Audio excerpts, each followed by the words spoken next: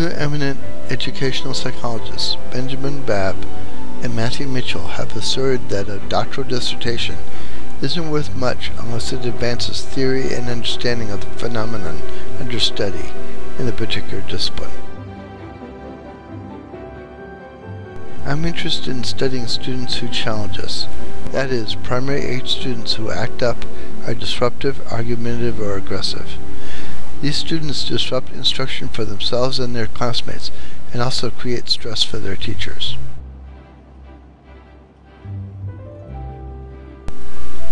Here's my working hypothesis.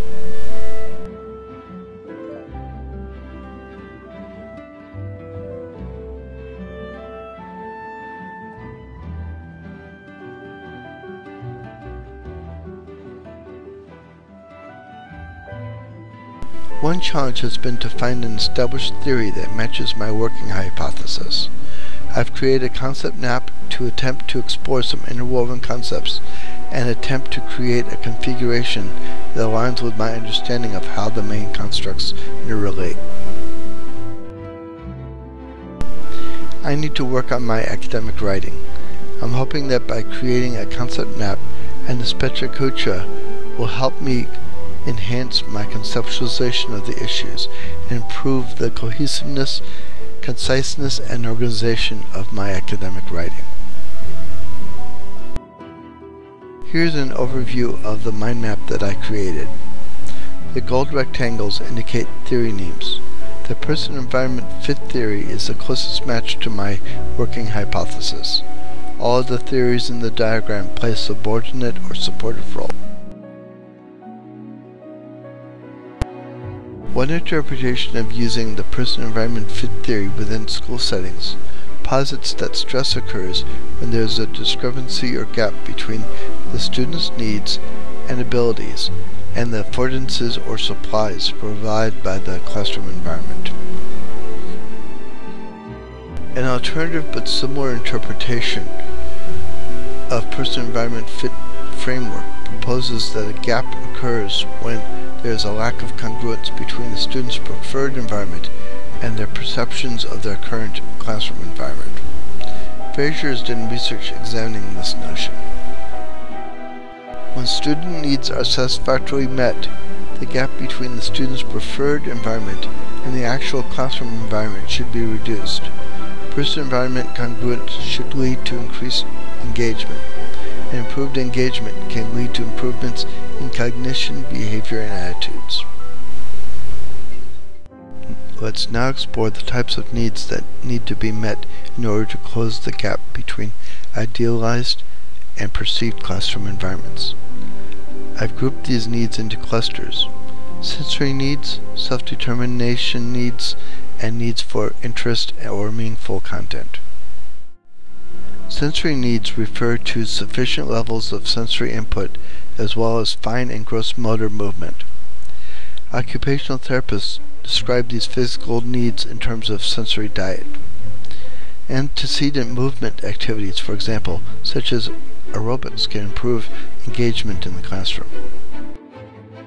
The introduction of multimedia elements can provide needed stimulation and excitement. Hands-on activities and immediate feedback, also known as interactivity, may help students regulate their need for sensory input and forestall boredom or the need to fill the void. Self-determination theory posits that students have needs for autonomy, affiliation, and competence in order to thrive academically. Autonomy needs may be met by offering choice or letting students pursue avenues they prefer.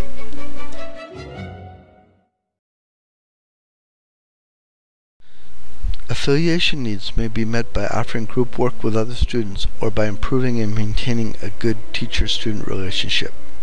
Competence needs may be met by offering curriculum calibrated to the right difficulty level for a particular student.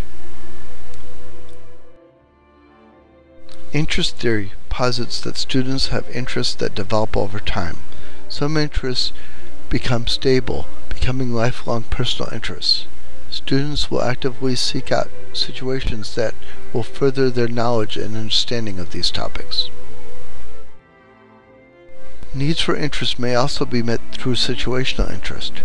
Multimedia elements such as music, video, and specific technologies such as computers and tablets may heighten interest. Interactive content may meet both sensory needs and engender situational interest in academic subjects. Personal interest, situational interest, and meaningful instruction all share in common a focus on preferred values and attributes that the particular student finds desirable or appealing. It might be something that pertains to a potential future job prospect or something that is aesthetically pleasing. Authentic tasks, project-based learning, independent study, screencasts, or YouTube tutorials may fulfill needs for meaningful or utility value curriculum and instruction. Text that relates to students' life experiences may also meet these individual needs. Intrinsic and extrinsic motivation are constructs that may be tied to both needs and engagement.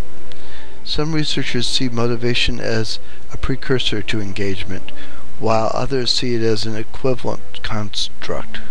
Interest and meaningfulness are often tied to intrinsic motivation. My proposed intervention of a computer-based personalized learning environment will hopefully meet many student needs. This in turn can help create a better fit for the student in the classroom and lead to increased levels of all three types of engagement. Thank you.